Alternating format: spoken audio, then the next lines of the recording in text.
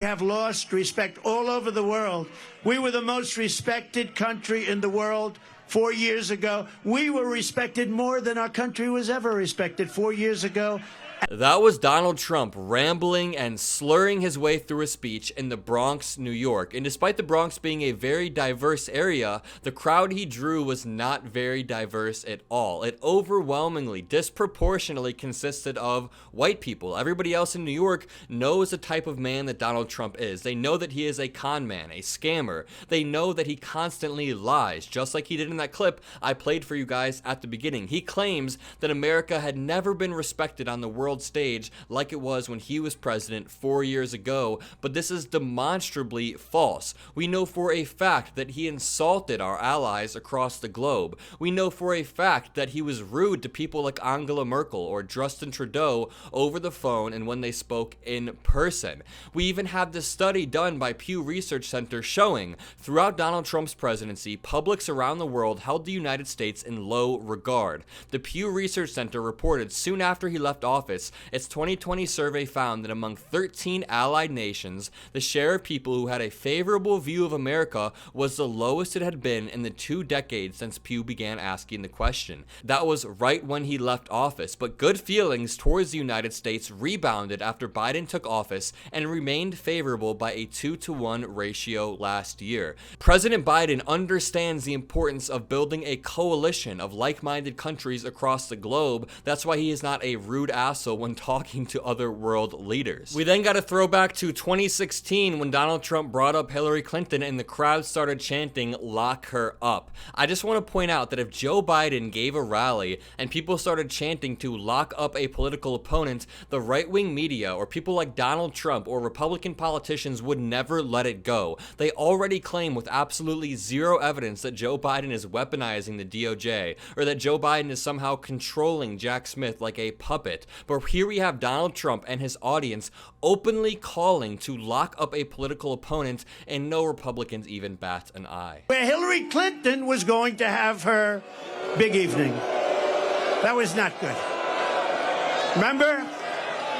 We had the glass ceiling. You know, we built glass ceiling. She said, we're going to break the glass ceiling. It didn't work out.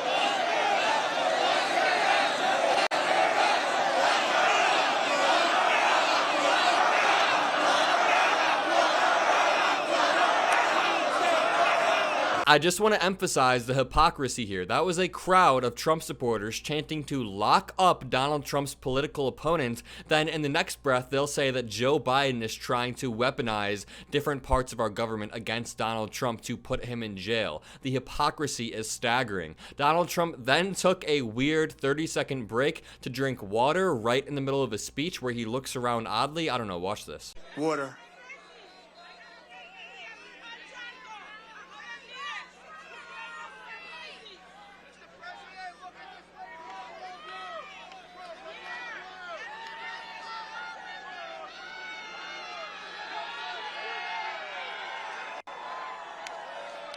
And this was only seconds after one of his supporters passed out in the crowd. I don't blame the man for needing water, but why was that so awkward? Donald Trump then claims they were about to have the border wall finished in just 3 weeks before the election was stolen from him. Keep in mind, this is what Donald Trump always does. He says, I'll have a healthcare plan in 2 weeks. The wall will be done in 3 weeks. My abortion contraception plan is coming out in 4 weeks, yet he never delivers. Watch this clip. We had the best wall.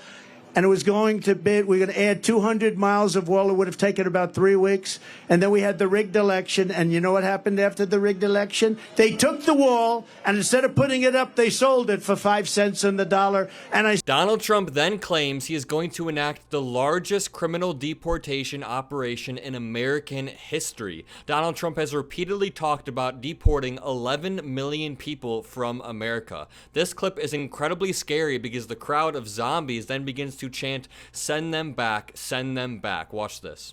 They cannot stay. We will immediately begin the largest criminal deportation operation in our country's history because this situation is sustainable by no country. No country can sustain this.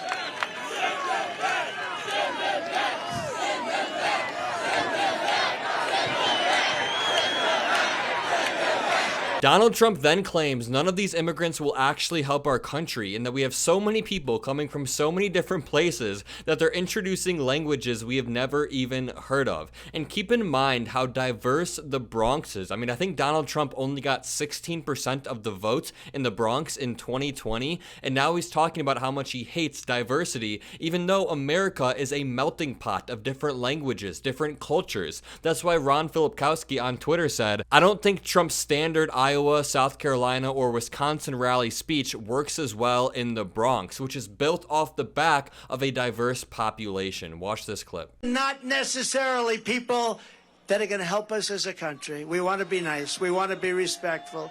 They're coming from so many places we don't have any idea. In many cases, we don't even know what the language. You know, you have languages that people don't even know about. We have languages where there's nobody in our country that speaks these languages. They're coming from places we have no idea what's happening with our country. And I talk about this a lot, but Project 2025, the Republicans' authoritarian plan to dismantle our liberal democracy, is actually modeled off of what Prime Minister Viktor Orban did to Hungary over the past decade. So in this next clip, Donald Trump, of course, begins praising Viktor Orban, begins calling him a strong man, and then goes on a rant about weak men and how he likes strong men. But just so you know who Viktor Orban is, since assuming power in 2010, Viktor Orban and his party have systematically dismantled the pillars of liberal democracy in Hungary, steering the nation toward what Orban himself proudly labels as an illiberal state. And that is exactly what Donald Trump wants to do to the US. He wants to strip independency away from different agencies like the FBI, the DOJ. He wants to appoint tens of thousands of trained and vetted, loyal civil servants who will do everything he says so he can just pardon them like he'll do for the so-called January 6th hostages, as he calls them.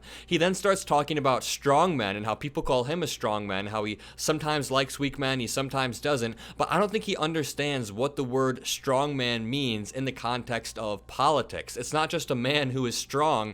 A strongman in politics is defined as a type of authoritarian political leader, civilian or military, who exerts control through military enforcement and has, or is claimed to have, strong popular support. Strongmen typically claim to have widespread popular support, portray themselves as the only one capable of solving the country's problems, and espouse a disdain for liberalism or democracy. Who does that sound like? Watch this next clip. President Xi of China, Putin, Viktor Orban, did you ever hear of him? Prime Minister of Hungary. Very tough guy, known as a strong man. Oh, they hate it when I talk about him because they say he's a strong man. Trump loves strong men. I don't know. I like weak men, actually. I like weak men. I'd much rather have a weak man than a strong man. But he is a strong man. And they asked him, why is it that the whole world is blowing up? He said one simple reason: Trump is not president in the United States. Of course, the authoritarian strongman who successfully dismantled liberal democracy in his own country wants the other authoritarian strongman back in office to help him out. That is such an easy line to connect. But if you enjoyed this video, make sure to leave a like, make sure to comment a blue heart if you made it this far, hit that subscribe button. Most importantly, have a great day.